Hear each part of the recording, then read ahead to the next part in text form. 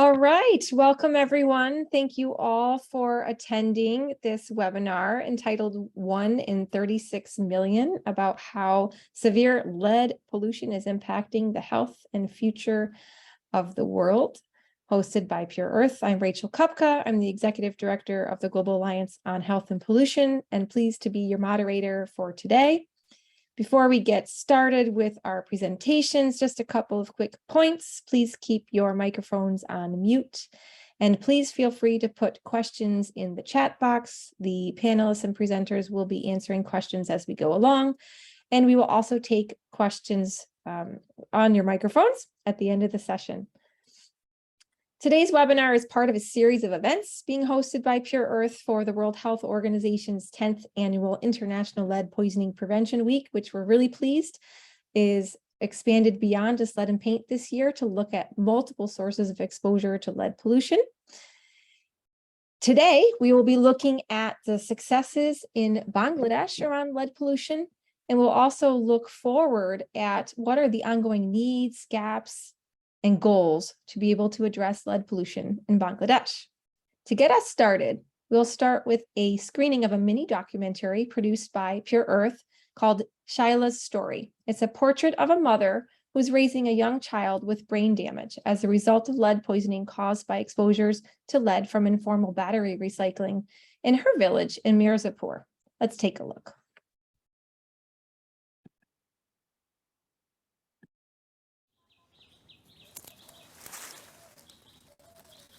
তোমার স্কুল তো ক্লাস শুরু হইব 12টার সময় শুরু হয়ে গেছে গা এখন কয়টা বাজে ঘড়ি দেখছো না সময় দেখো নাকি না কয়টা বাজে স্কুল যান লাগবো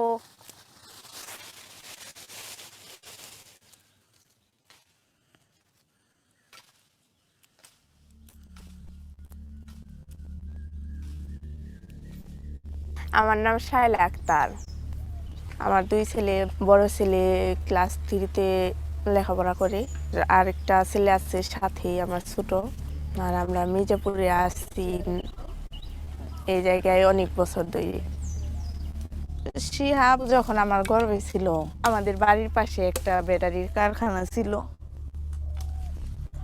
ওইটা দিনের বেলা ভাঙতো রাত্রে বেলা পুড়তো রাত্রে বেলা যখন পুড়তো তখনও দুর্গন্ধ দিনে যখন ভাঙতো তখনও দুর্গন্ধ ছিল ওটি নিঃশ্বাস নিতে খুব কষ্ট হইত শাক সবজি কোনো কিছু আমাদের এই জায়গার আশেপাশে তা খাইতে পারতাম না ওটি একবারে কালা হয়ে থাকতো সবাই বললো যে সমস্যা হয়ে যাবো গা সবাই ভয় দেখাইতো তখন যে দুজনেরই সমস্যা হইব বাচ্চারও সমস্যা হইব মায়েরও সমস্যা সবাই আরো টেনশন করতাম কিসের নিয়ে আমার বড় আরেকটা ছেলে আছে যদি আমার কোনো কিছু হয়ে যায় তাহলে ওর কি হইব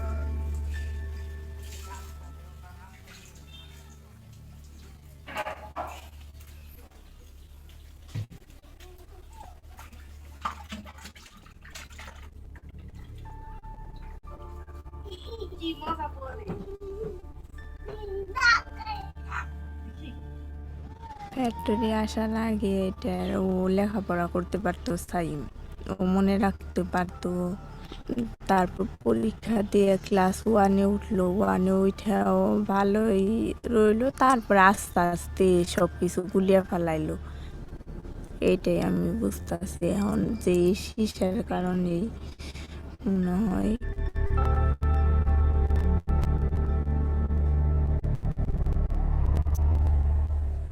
তুমি কোন ক্লাসে পড়ো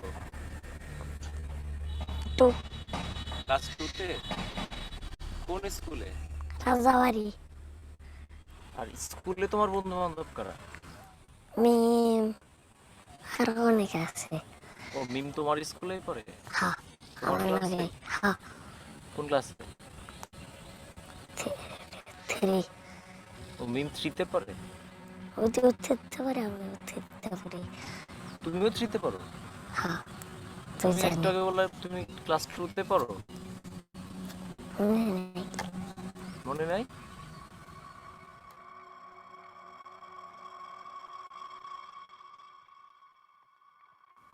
মাছ নেবে না?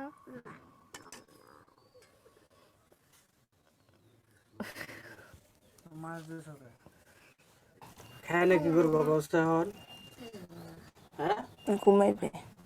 ঘুমাবে না পুরো ঘুমাবে।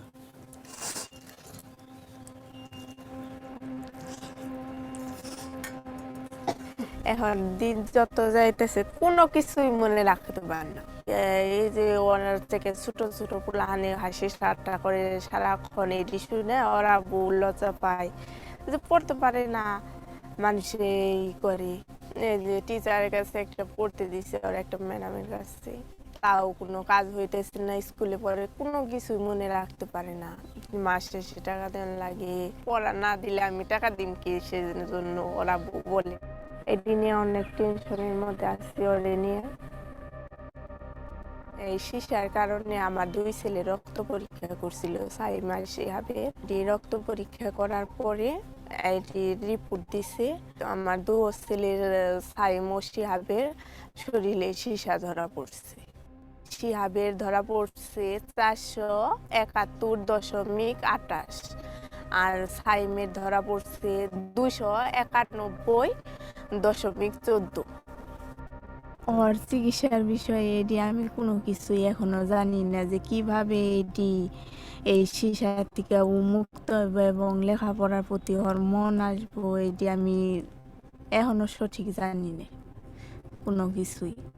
এটি জানার জন্য আমার খুবই ইচ্ছে যে ওরে কি করলে ও আগের মতো স্বাভাবিক হয়ে যাবে।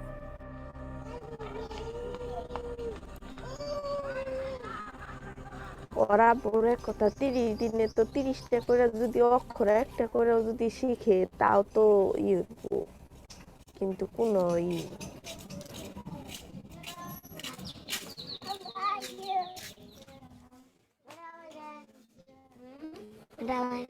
বলো এ উচ্চারণ এ, এ উচ্চারণ এ, এ উচ্চারণ এ, এ উচ্চারণ এ।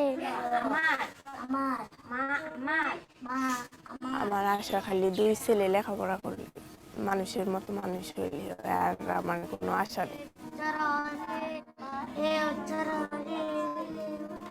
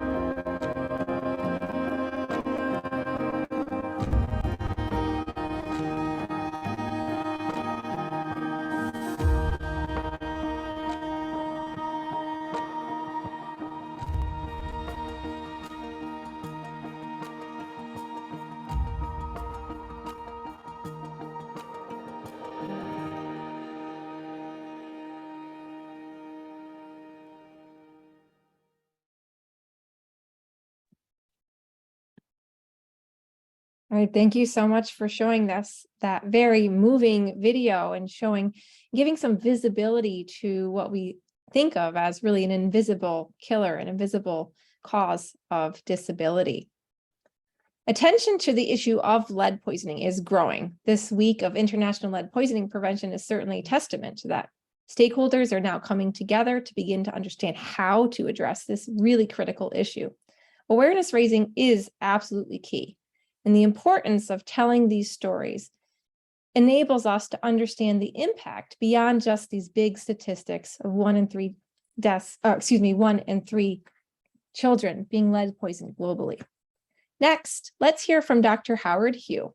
He's a well-known physician, scientist, epidemiologist on the topic of lead exposures, and many other topics. He's a professor, director, department chair, dean, and has held positions at Harvard, University of Michigan, University of Toronto, and he's currently at the Department of Population and Public Health Sciences at the Keck School of Medicine at the University of Southern California.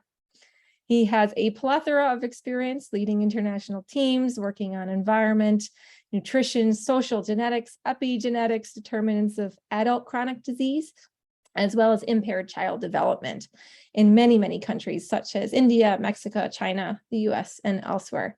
Dr. Hugh, over to you, please. Thanks very much, Rachel. I also have 2 sons, and I got to say that film is really compelling. And it's a real stimulus for why scientists like myself are eager to partner with organizations like Pure Earth and to try to explain why lead poisoning is such a big issue. I also had the great privilege of contributing towards this report by UNICEF. If there's one document that is really good at explaining lead poisoning around the world, it's this one from the United Nations, The Toxic Truth. Next slide, please. So part of understanding lead's impact on the brain is all about understanding why it's so toxic. Can you go to the next slide, please? One of the major reasons why lead is so toxic is because it mimics other essential elements in one's diet. It's very much like calcium, and your body will absorb lead from ingestion or from inhalation and air, and then transport the lead to different organs of the body, and where it's handled sort of like calcium, but instead of acting like calcium and promoting all of the important cellular processes to allow our bodies to develop and grow, it actually interferes with them. And this is the primary reason why lead is toxic to the brain. Even at really, really low levels, it will mimic the hormonal effects of elements like calcium. Next slide.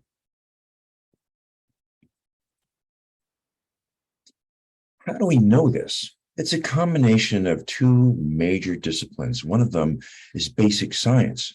We study lead in animals, in cellular systems, and now understand the molecular processes that go on in the brain, in the heart, and the circulatory system. But we also do these large epidemiology studies now that have been reproduced all over the world, including in Bangladesh, where international scientists who do epidemiology recruit cohorts of children, measure their lead levels, and follow them over the years, measuring their intelligence tests, and try to understand the impact of lead on intellectual development. Next slide. These graphs give you some indication of just how sensitive the brain is to lead exposure. On the x-axis, that is the bottom axis, you can see gradations of blood lead levels. You heard how the 2 children in the film had blood lead levels of 45 micrograms per deciliter and 27 micrograms per deciliter. 47 is off the chart on these 2 graphs. 27 is about 2/3 of the way.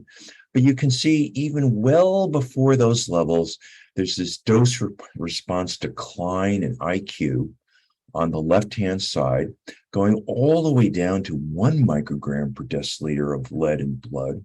And on the right-hand side, you can see that as gradations of lead exposure increase, again, all the way down to 1, you see these increased indicators of anxiety, hyperactivity, social problems, global executive function. These are all metrics that we use to try to understand the development of the intelligence of children. Next slide. Now, it is true that we try very hard for these children to stop their exposures, give them the nutritional things that will allow them to maximize their brain growth. But is there a miracle drug that will actually cure lead poisoning? The answer is no. This is the result of a multi-center randomized trial published in one of the leading medical journals of the world, the New England Journal of Medicine, where colleagues and myself tried to treat moderate gradations of blood lead in children with the drug Suxamer, followed these children over years and found no improvement in IQ. In fact, what we found is that the kids who were treated, which is a treatment which tries to flush lead out of the body, is that the kids who took the medication were a little bit shorter because, in fact, the medication was also pulling out some of the essential elements needed for growth. Next slide. So the answer to all of us in public health is that we want to keep lead as low as possible. In fact, so low that we can't even measure it in blood. This is the movement over time of the United States Centers for Disease Control and what they expect as an acceptable level of lead in blood. And you can see that over the decades, it has gone from 60 to 40 to 30 to 25, down to 10, and now all the way down to 0. We can find no level of lead in blood for which we can't measure a incremental effect, negative effect on IQ. Next slide. Unfortunately, this is also true not only for children, but for the unborn, because lead, unfortunately, is absorbed by mothers, transfers across the placenta easily to attack the growing fetal nervous system. And on top of that, lead that's been collected in mother's bones over years will actually get mobilized during pregnancy, even if the current exposure is no longer there. So the lead that's within a mother's body, in the skeleton, can actually be mobilized as kind of a poison within to attack the fetal nervous system. And that is another dimension to lead toxicity that must be paid attention to. Next slide. So in conclusion, the effects of lead on the brain are invisible. They're insidious. They're widespread. Neither of those children exhibited any of the external physical symptoms that would bring attention to physicians or parents that, oh, there must be something wrong. But meanwhile, things are happening in the brain that slows down development. And unfortunately, those effects can be permanent.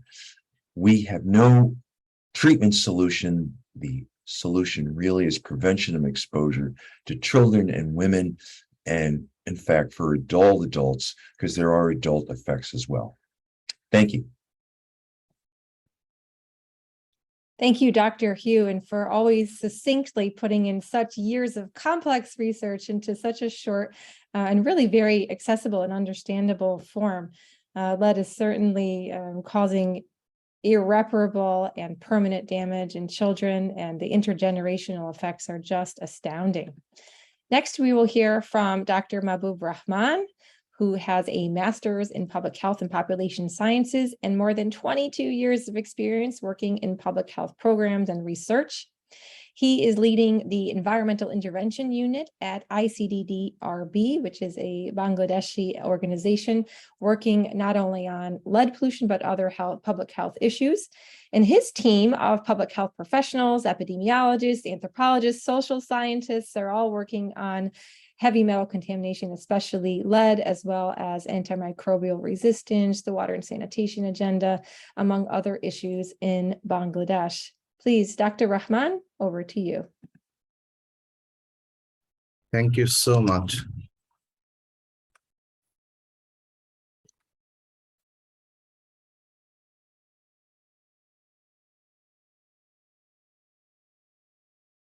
Thank you so much, everyone. Thank you, Rachel, for the nice introduction.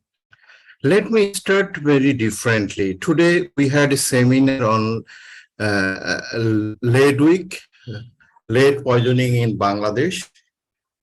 So you can see the title here as well as the photos today. So that we had the program manager, policymakers, like leaders, clinician, government, NGOs, development partners, journalists, print and electronic medias, all people are together today to talk on lead issues. So do you understand how important it is? As well as here we have two ministries, especially they participated, like the minister from department like the forest, environment and forest ministry, at the same time health ministry, but all the cross-cutting ministries attended in that event. So one thing came forward, as Howard was mentioning, there is no safe level of lead.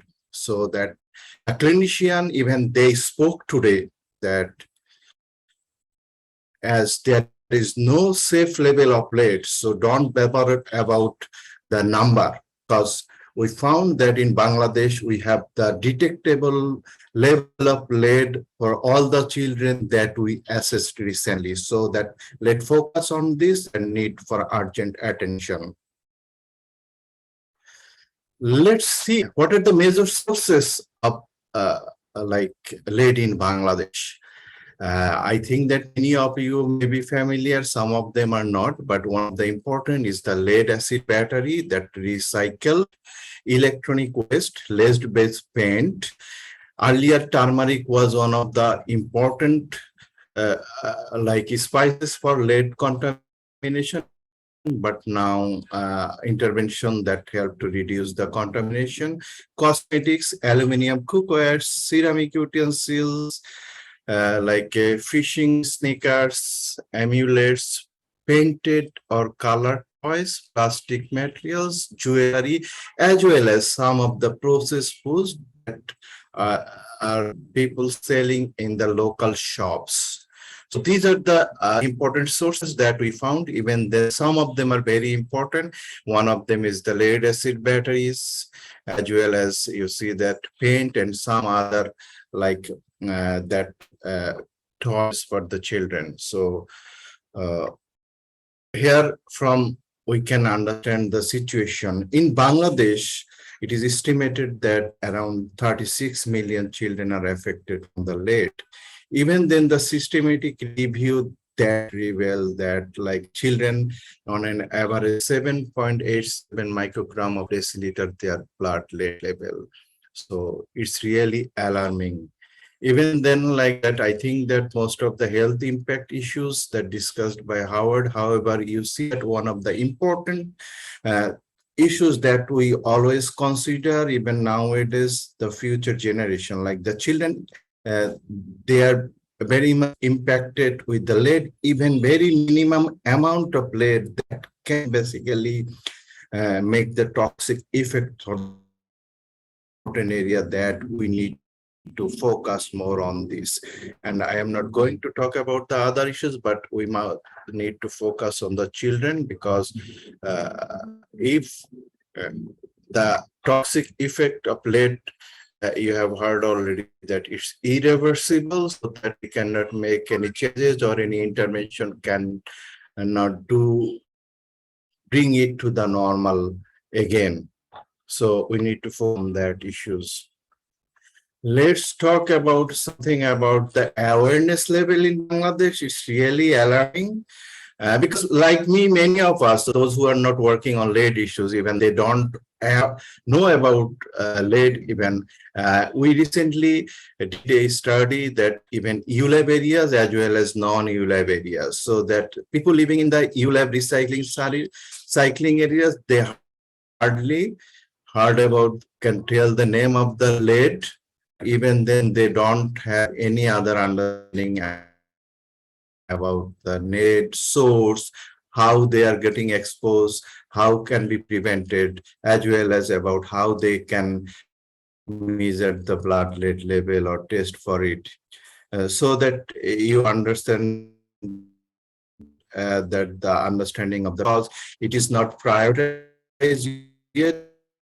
because they have other priorities, and especially we never sensitized, even they were not that focused on these issues, so that even government different department are now they are trying to understand the how big the problem is and how much they need to react on this, so that not only the community but even the people, those who are the implementers, policymaker, they need also even good understanding on that issues. So so impact, if we can see that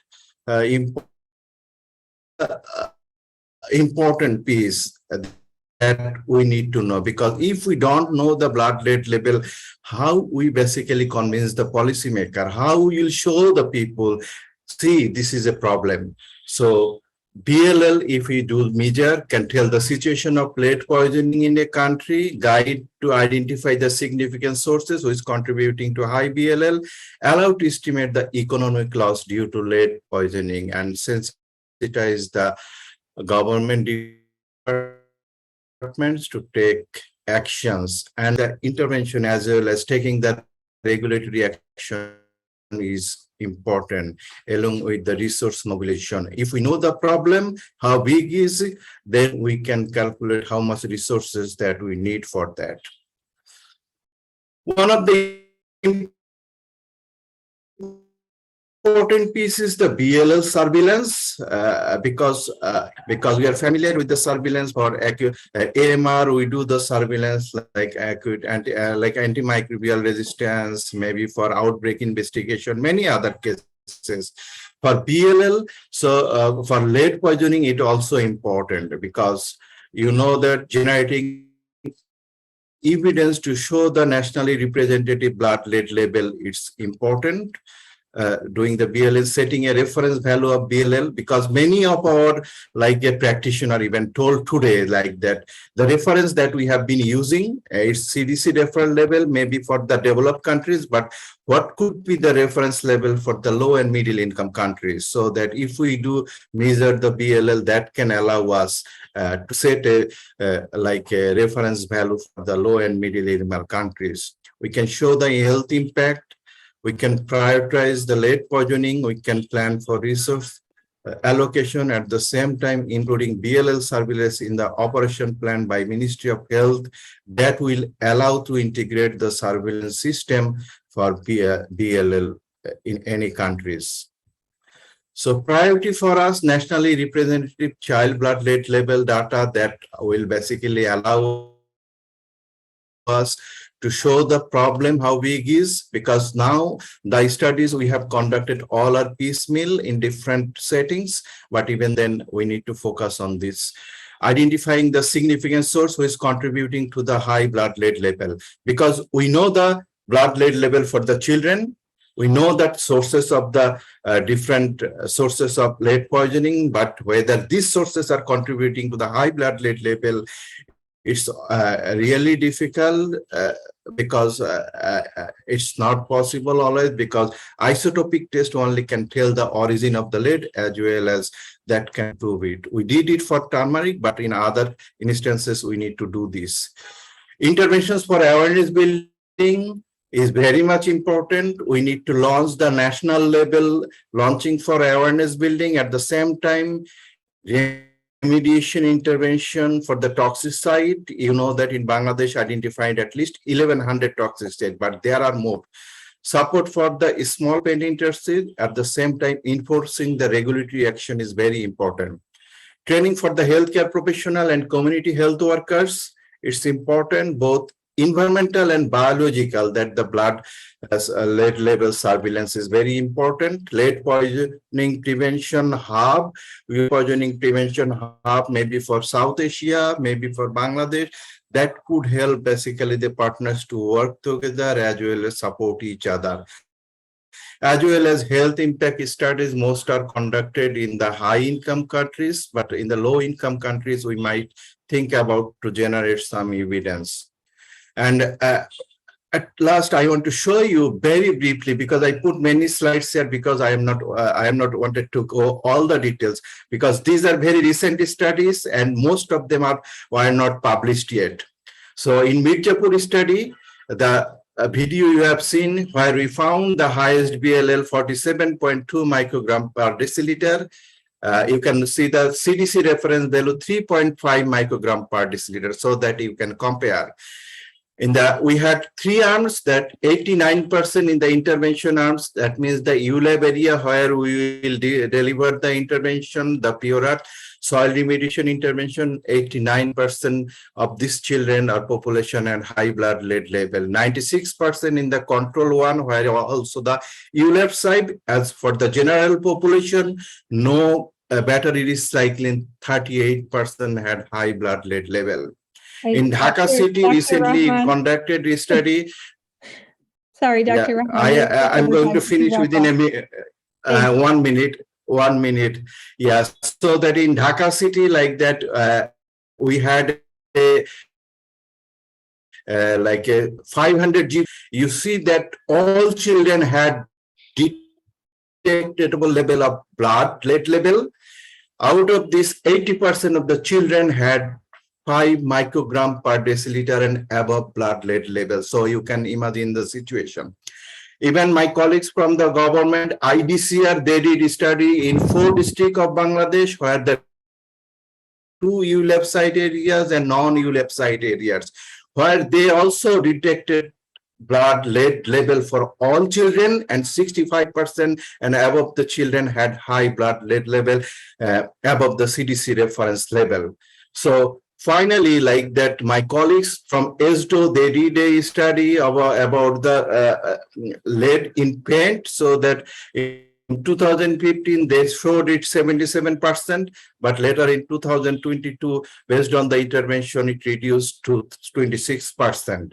So I'm almost at the close, so that here is the partner. We have been working together. We have a good partnership that allow us to take a lot of actions, and the great seminar today, I am really pleased with that seminar, so that if we continue doing so, that can allow us to make a success as well as a champion to show other that Bangladesh can do it. Thank you so much.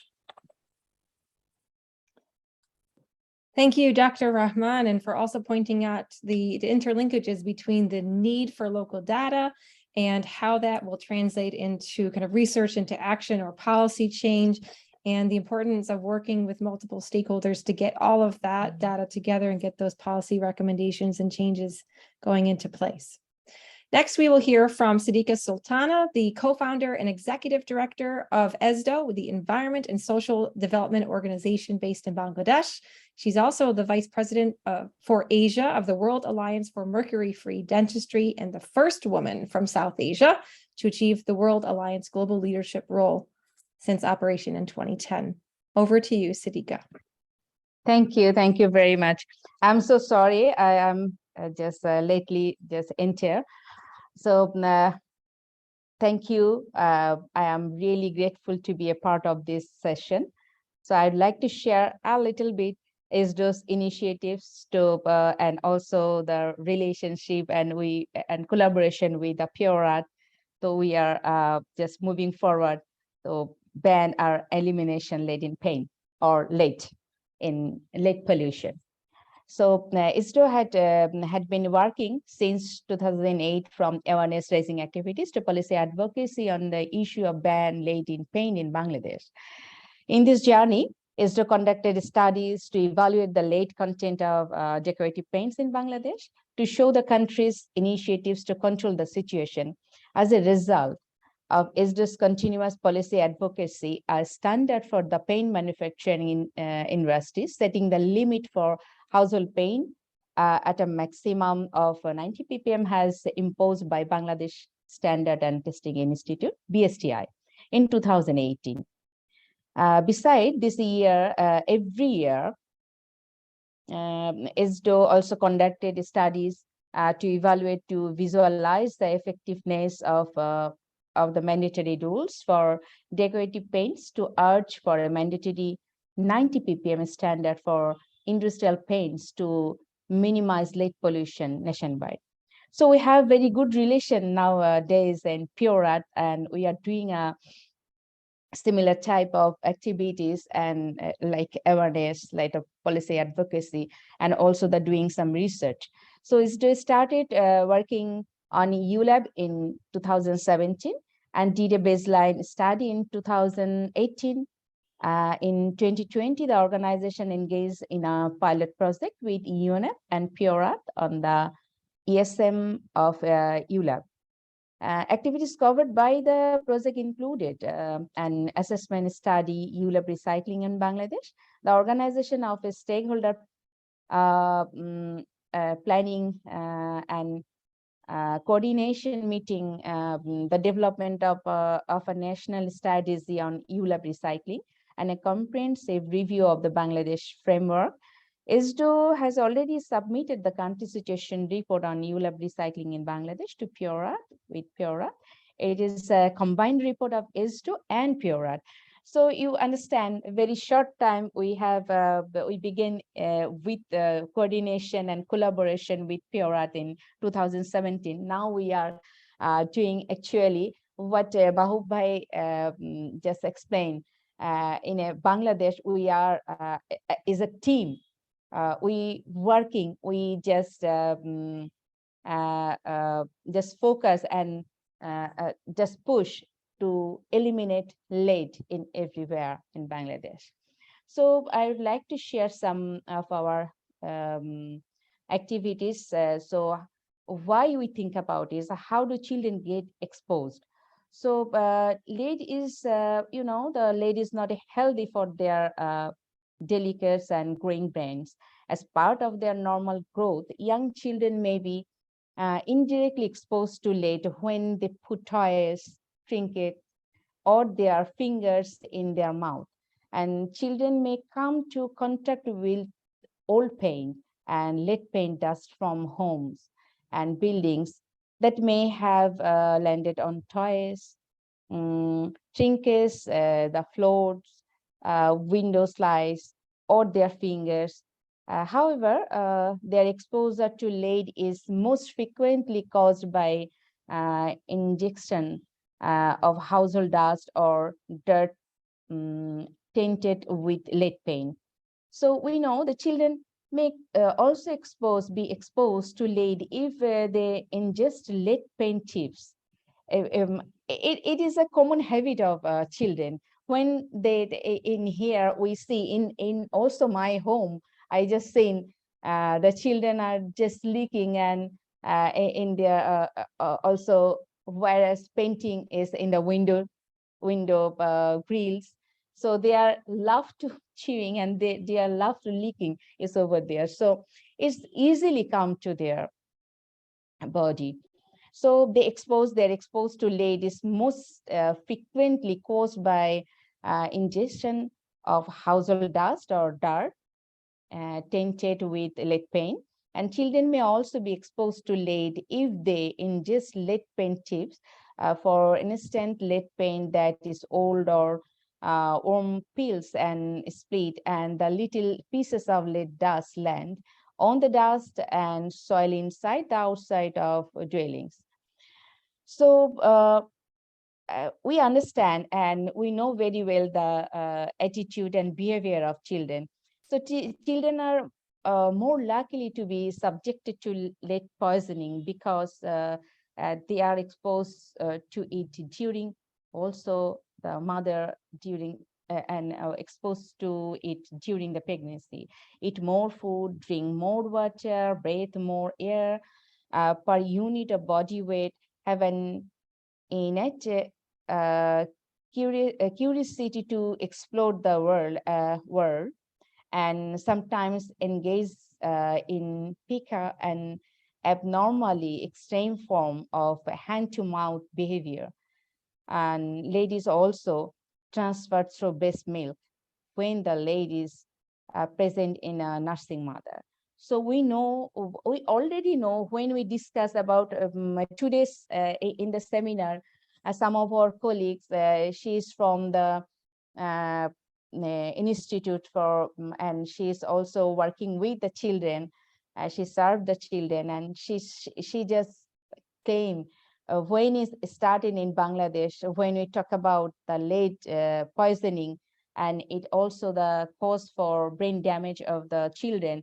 So after the 20 years, so why don't we take any initiatives, or why don't we take any measures to stop the lead and to save our children? So it is really a question for also all of us, maybe.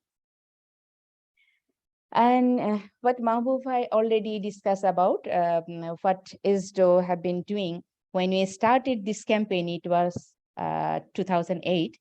Nowadays, after that, we just observing the observing the ILPPW week. It was 2012. So still we are doing through the rally, through the human chain, and also we are doing conduct a study and did sampling and test result of the paint. And nowadays, when we started this sampling and we tested the result, it was 2015. No, it was 2012, and we did 2012, 13, 14, and 15. And we just calculated 2015 to 2021 to 2022. So we see the comparison. When we started that time, it was 77% that contaminated. Nowadays is decreasing. So we know it should happen. If we try and we push, and it nowadays it has a mandatory standard for the late paint, only the decorative paint. So we can push our government, we can push for the implementation, proper implementation. It should come, and it should be the zero. It should become to the elimination. So so this is the structure of what and also the strategy we are doing. So you know, if we all our bodies, we are working together, so it of course it can be the easy to achieve to elimination in lead in Bangladesh. So it's the continuous policy advocacy. And also now we are the partner with the PURAT, with ICDRB, government bodies, UNICEF, and we are hopefully, like Mahbub Bhai just said, we all together can achieve. Thank you so much for our next generation. Please. Thank you. Thank you very much, Ms. Sultana. It's incredibly important to understand that children are not just adults, right? They have very different dose to burden response relationships when it comes to ingesting lead. So thank you for pointing out all of those different ways, and then talking about the work that your organization is doing along with many other stakeholders. It's very illustrative. Next, we will hear from Drew McCarter, the Executive Director of Pure Earth. He's a lawyer by background, as well as an environmental health professional. He has more than 13 years of experience in the field, designing and leading and implementing environmental assessments and risk reduction projects at contaminated sites. Please, Drew, over to you. Thanks, Rachel. And thanks so much to my co-presenters and everyone who's listening in. We value all of our colleagues so much. So thanks for being here. I'm going to try to keep this very brief so that we have time for questions, because that's usually a really interesting part. So a brief background on Pure Earth, and then a little bit about progress that we've noticed in Bangladesh, some models and examples from Bangladesh that could help other countries, and then remaining challenges there. Pure Earth's been working in Bangladesh since around 2012. And we started there, as we do in many countries, by just scouring the country for contamination issues and assessing contaminated sites. And at that time, we were looking at all sorts of different chemicals. We started finding so many lead contaminated sites that very quickly, I decided as the regional director for South Asia, that it was worth it to focus the organization's work there just on lead. There seemed to be enough of a lead challenge and big enough impacts that we could devote all of our attention and resources to lead, and perhaps add the most value by doing so. So Pure Earth's been focused purely on lead in Bangladesh and other South Asian countries for a long time. Since we started working there, we've assessed, as someone mentioned previously, about 300 contaminated sites across the country that are contaminated with lead, most of these from informal lead acid battery recycling.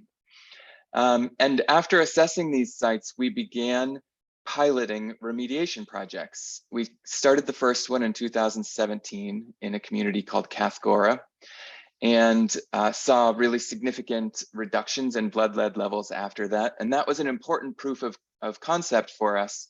It showed us that remediation was possible in Bangladesh, that it was affordable, particularly compared to what it would cost to do something like that in a high-income country, that it could be done with local managers and local labor, local materials and local equipment, and that indeed it would reduce blood lead levels. So recently, we've replicated that at the second community, which was the subject of the video we saw, called Mirzapur. And with each successive remediation project, the point is to, obviously one goal is to clean up that community and protect those local children, but also to start disseminating the knowledge of how we design these projects, how they are managed, what types of materials and equipment are needed, so that in the future, we can start to remove ourselves from future remediation projects and encourage kind of local ownership, to see the government kind of take up the mantle of leading new remediation projects, and other NGOs and universities and other actors interested in lead. Also in Bangladesh, we worked with ESDO and others to create a lead action plan and a national ULAB strategy. Both of those exist in Bangladesh. They're open and available for anyone that's interested in kind of designing programs around those strategies that now exist. And then kind of in the present and moving forward, we're really engaging with the formal ULAB recycling sector right now to try to ensure that that industry is run according to best available practices.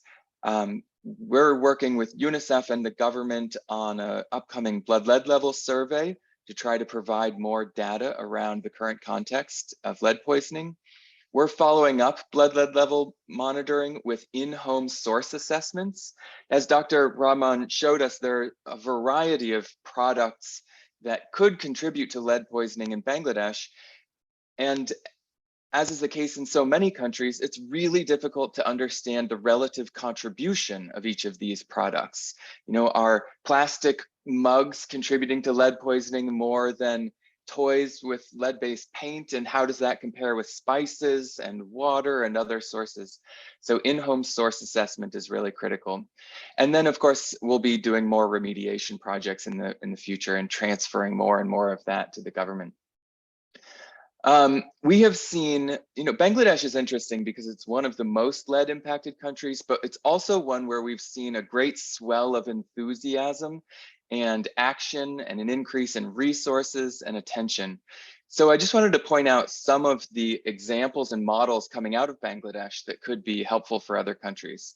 The first one is a constant frustration of mine working on this issue for 13 years has been a lack of coordination and collaboration. And about 4 or 5 years ago in Bangladesh, all of the actors who we knew that were working on the issue just came together and formed a group. We formed a group that has a quarterly call. We tell each other what we're doing. We tell each other what projects we're designing and what resources we have, what partners we need for different projects. And this is something that's just surprisingly absent in the world. Just forming a national stakeholder group that talks regularly has been incredibly valuable. The other thing that has been a note of progress in Bangladesh has been work on spices. This has been led, I believe, by Stanford University, ICDDRB, the National Food Safety Agency, and probably other actors who I'm not aware of. But they've made tremendous progress in reducing the concentration of lead in spices. Going back to 2019, they were finding elevated levels in more than 20% of turmeric samples. Today, it's 0.5%. So just amazing progress on that front. And a model that other countries that share that problem could learn from. As Sadiqa mentioned, there's been a steady decrease in the concentration in paint. So another great kind of success story in progress.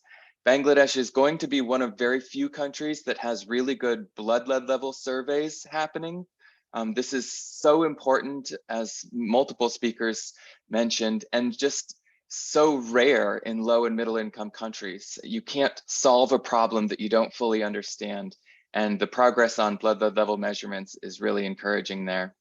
And there's been source assessment, there's been contaminated site assessment, engagement with the ULab sector. So Bangladesh, it's a troubling story because of the level of lead that exists in kids today, but it's also one that is distinctly going in the right direction through the work of so many of these other organizations. So I think I'll pause there just so that we have at least 5 minutes left for questions. Thanks, Drew, very much for that. It's really important to see, how these different very critical components can be potentially replicated in other countries and how important just getting that essential data is. We have had a number of questions come up in the Q&A. If you've got more questions, please do feel free to put them in the Q&A section. So let's get started there. One question comes up is there, I think this was actually already addressed in the chat as well regarding diet. Is there any kind of treatment regarding diet or vitamins that could help? If lead levels decrease in the body over years after exposure, does that stop the deterioration or is it cumulative? So it's a little bit different than the question in the chat. Dr. Hugh, would you like to take that one? Sure. Lead has so-called a half-life in blood. Once the exposure is over, it'll come down with a steeply in the first will have the concentration in about 30 days, and then it goes down slowly after that. Unfortunately, lead gets socked away in different organs of the body, particularly the bone. So it stays with us for a while, which is why I mentioned that women can incorporate it into their skeletons and mobilize them during pregnancy.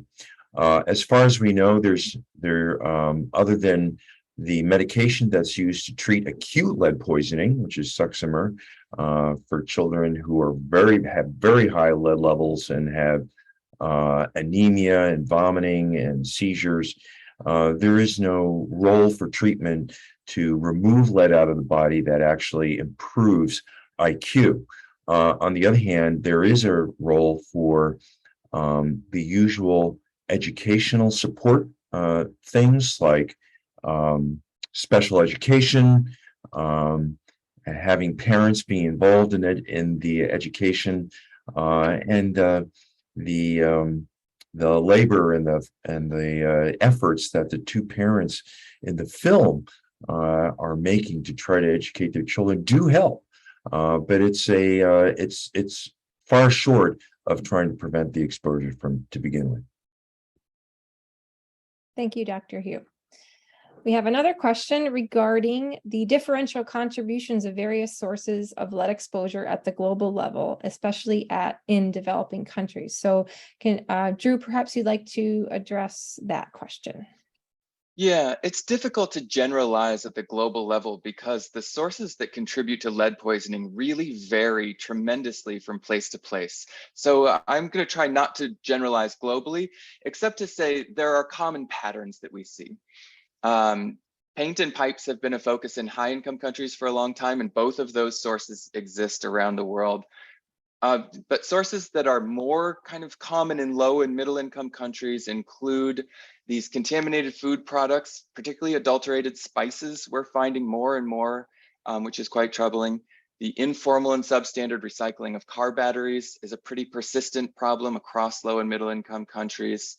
Cookware, we see that ceramic cookware made with lead-based glazes.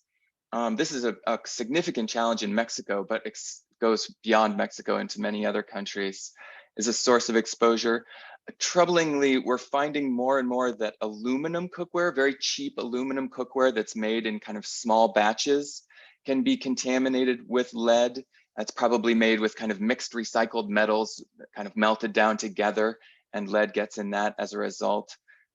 So again, it really varies from place to place, which is why in-home source analysis at the local level is so critical. It can be dangerous to assume that the sources are the same from country A to country B. And so source analysis is just a really important step. Thank you, Drew. I think we have time for maybe 2 more questions as we're getting on to noon here. There's a question from a colleague in Pakistan who's asking, and perhaps Dr. Rahman and Ms. Sultana could answer, what would you recommend for the best new research to focus on in Pakistan? Based on your Thank you so much. One important thing is that, as I mentioned earlier, that if you do not know or understand the blood lead level of the children of the country, so that you cannot basically respond or answer many questions. So that you need to know first that measuring the blood lead level of the children. So as well as you can also do this for the source tracking, you also collect other environmental samples that might be the exposure source, including that we mentioned, so that it will be an assessment that can allow you to understand your country situation. So this is the first thing that we need to know, and later on you can explore other things from there. So that's important first to look the BLL of the children.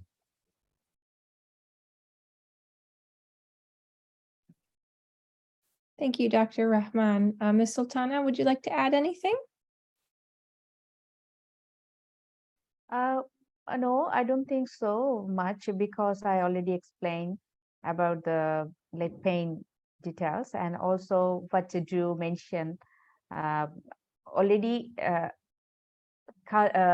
It's a paint is a I think the major source, and also some of our products also contaminated by the paint. So it's also, we can think about it. And also Drew mentioned the aluminum cookware is all in developing countries we are using because of the low price. So it is also, we can take our measures. Thank you. Thank you very much. I think we have time for 1 or 2 more. My organizers are telling me. So a good question around how many low and middle income countries have actually adopted national blood level screening policies or have testing facilities in place? Drew, perhaps you'd like to tackle that one? Sure, it's possible that I don't have perfect visibility into what every country is doing. However, first, we've seen very few that have been able to conduct nationally representative surveys, but some highlights are that Mexico was an early leader in this effort. UNICEF and the government of Georgia organized a representative survey there of blood lead levels, which was incredibly helpful in galvanizing additional work in Georgia. The same is true in Mexico. Recently, the government of the Philippines added a blood lead level module to, I believe, a food and nutrition survey that they did at the national level. And I'm aware of upcoming efforts in Ghana and Indonesia and Bangladesh to do at least small scale, if not totally nationally representative surveys. So we're seeing progress in this direction. I know that UNICEF is quite interested in this subject, as are others. But unfortunately, at this stage, it's still a small collection of countries that have pulled this off. Thanks, Drew. I can imagine that it would be really informative for participants at some future point to have some models of how these countries have actually done it and what different strategies they're using, especially considering that a lot of these countries are really low on resources. And so the best practices and models for how to do these things or which ways to integrate them will be really, really useful for countries as they start to tackle these issues. One last question. Are spices and contamination of homes from industrial practices, such as battery recycling, as big or bigger sources of lead exposure compared to paint in homes? And I think this might vary by country. Perhaps Dr. Rahman or Drew might want to tackle this. Yeah, thank you so much. let me quickly start, others can supplement, because this is really difficult to compare lead or like a battery recycling. However, for battery recycling, what we understood from the research that we worked together with the Pure Earth, so within the battery recycling area, at least people living in that area at least 1 kilometer, there are some level of exposure. The people, those who are living close to the recycling area, they had the high blood lead level, but whenever gradually the distance increases, the lead level also decreases. So that's one thing. At the same time, that also the from lead recycling slide, because they when they wash it and it goes to the canal, river, and that can basically impact or like exposed to other like things like fish, vegetables, and other items. But for paint, it's really difficult to say for me, because you are using the toys for the children, so that it contains like a paint, and which had a lid, so that it can go anywhere, any place in the country, like in any home, any corner of the country. So it's really difficult to measure how that paint contributing and exposing to. But for lead, basically we have some understanding, and we can say that how much it can expose to the people. And just to add to that, as I mentioned, generalizing can be tricky, but my best estimate is that a child who lives very close to an informal battery recycling facility, that is likely to be their greatest exposure source. As you saw in the community in the video, battery recycling can create blood lead levels of 20, 30, 40, 50, which is unusual for something like spices or paint, which creates a totally different type of exposure. Battery recycling creates a very localized exposure. It does not create population-wide exposures generally, but these things like spices and paint create population-wide, national level exposures across a huge swath of the population, and bring that mean, that average blood lead level up to the troubling levels that we see in Bangladesh. Thanks for that. I think that's really illustrative, because there is a difference between these acute localized exposures and this public health exposure that's really, causing national population-wide societal economic level impacts. And so to just focus on one would be remiss, and you really need to look at both. And that's why, we're really highlighting here during this webinar the importance of understanding what your levels are of lead in blood and where those sources of exposure are coming. So thank you all so much for attending. If you have remaining questions, please email them to info@pureearth.org. This is International Lead Poisoning Prevention Week. It runs through the 29th of October, started 2 days ago. Pure Earth is hosting 2 more events, so please register and attend. There's the Lead Rush on October 27th at noon Eastern Standard Time, and Solving a Toxic Mystery on November 1st, and also at noon Eastern Time. More information can be found at pureearth.org. Thank you all so much. Have a good afternoon.